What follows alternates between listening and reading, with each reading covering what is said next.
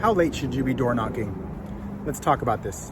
This is your first day in real estate, and I am your real estate sales trainer and coach, James Festini, and this is the program that's going to teach you how to sell more real estate in less time. All right, ladies and gentlemen, boys and girls, thank you for joining me again on my wonderful content. It's only wonderful if you're going to use it.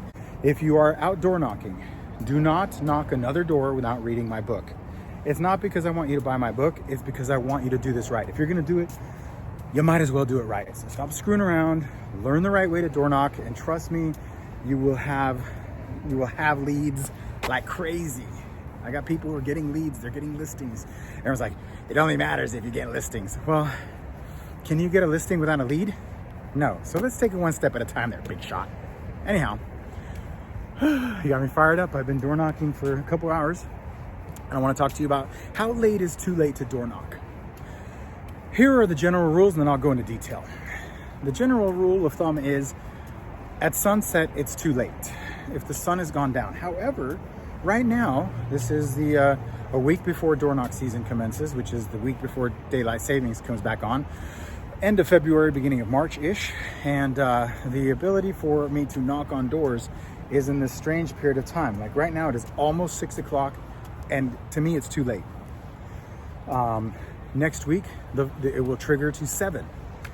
And then in about a month and a half to 2 months, we are going to be able to door knock till 8 p.m. at night. So therefore, here is the general rule of thumb. I say, do not door knock 8 a.m. The best time to door knock is 9 a.m. till sunset or 8 p.m. Again, the best time to door knock is from 9 a.m.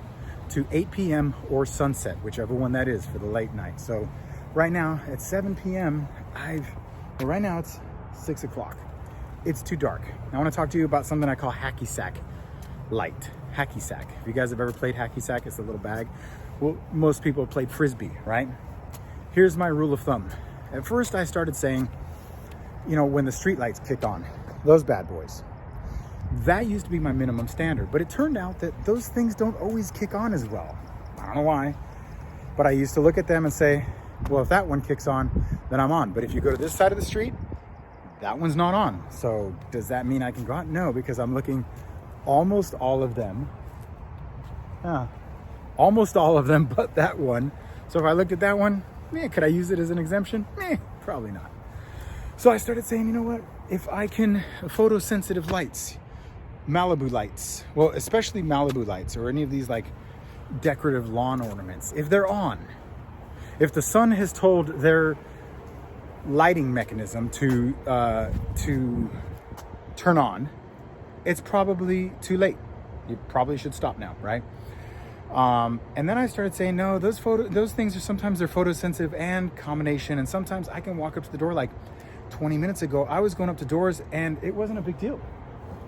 Right? I was going up to a door, it was not a big deal, and those lights were on. So then I started thinking to myself, well, what if the lights are on the street, but I'm looking at the sky and it looks bright enough? Like, I don't know what's wrong with these street lights, but that's not my standard.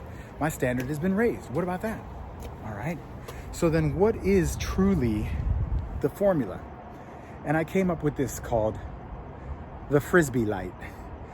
If I threw a Frisbee at you right now, would you catch it? Would you start to miss it? Would it start like blending into the sky? Like if I threw a Frisbee at you right now, would you be like, oh God, I almost missed? That's what I'm talking about. Hackeysack. I played Hackeysack. The foot bag where you like juggle it. I'm pretty good at that. That was something I'd spend hours and hours, but there was a certain time of the day where I would just lose the ball. I wouldn't be able to track it. Like I would look down and it just faded into it. There's this, they call it the golden hour for photographers. They refer to it as the golden hour, which means the 30 minutes before sunset and 30 minutes after sunset. So there's like this 20 minutes after sunset, 30 minutes after sunset where it's definitely dark. The street lights are on, photosensitive lights are on. Like if somebody drove past me right now, for example, they probably have their headlights on, right? I would be able to, and if their headlights drove past me, would it illuminate my body? Then it's probably too dark. So here's the thing. Next week, the door knock season truly commences. Daylight savings will be officially underway. and we will have 1 extra hour, and the sun is going to start setting 1 minute later every day. Very soon you'll be at 8 o'clock. I know a lot of people door knock in the dark. I just know that a lot of people don't answer their doors. Forget the Ring doorbell. It'll be too hard to do that. Just people are reluctant. I know it's only 6 o'clock. I know you can go 7 or 8.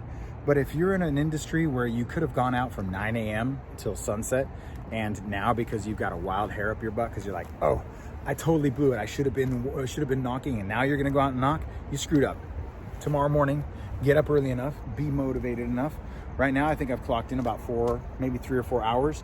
Could have done more. Now that I know I can push it till 6 p.m., absolutely, positively gonna push it till 6 p.m. Tomorrow night, I know that I can do it. But does that mean now, because before I would say, oh, I better start by 3 because it'll be dark by 5. Am I now gonna start by 4 because it'll be dark by 6? No. Here is my commandment. This is my strong suggestion if you guys want to take advantage of this inventory. Look, it's almost too dark for my car to pick up the light. This is my SOP, standard operating procedure. And if you're in the James Festini Army, this should also be your standard operating procedure, SOP. You need to get out, knock on as many doors as you can from 9 a.m. to 6 p.m., 9 a.m. to sunset, or 9 a.m. to sunset, or 8 p.m. 8 p.m. is not going to happen because of Hackeysack light or Frisbee light. So here's the commandment, the rule, the suggestion, hey guys, are you really serious about this thing? That's what this is. It is me telling you, my friends, go out, knock on as many doors as you can from 9 a.m.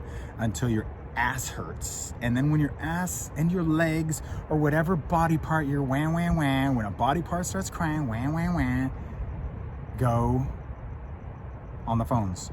Sit on the phones until your butt hurts from sitting, and then get up and knock some more. I'm telling you, 300 contacts a day. That's my goal.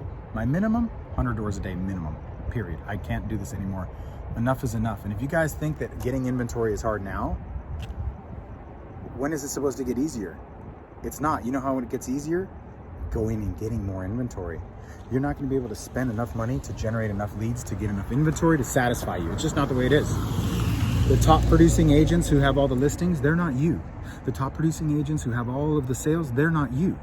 So if you think that somehow you're going to stumble on a formula or a method that's going to get you even half of where they're at, and the top producing agents in your area are not strictly waiting for internet leads. They've got past clients, sphere of influence, and a sphere of recognition. What are you? You're nothing. You have nothing.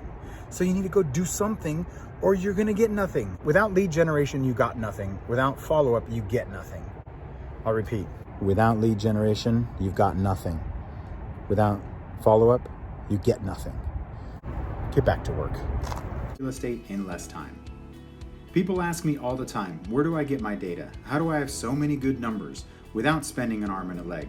Because I recommend you get it from 3 places, and I merge them to create the ultimate white pages. 2 of them are Cole Realty Resources and TelephoneList.biz. They will provide you names, addresses, phone numbers, along with email addresses scrubbed against the do not call list. Now, have you seen my amazing local market videos for my real estate business? In one word, Terradatum. They make videos branded to your brokerage and automatically update them every month with videos by zip code, county, city, and your hyper-local market, and it's extremely affordable. Have you guys seen my website lately? Well, you should. It's absolutely gorgeous. I owe it all to Zentap.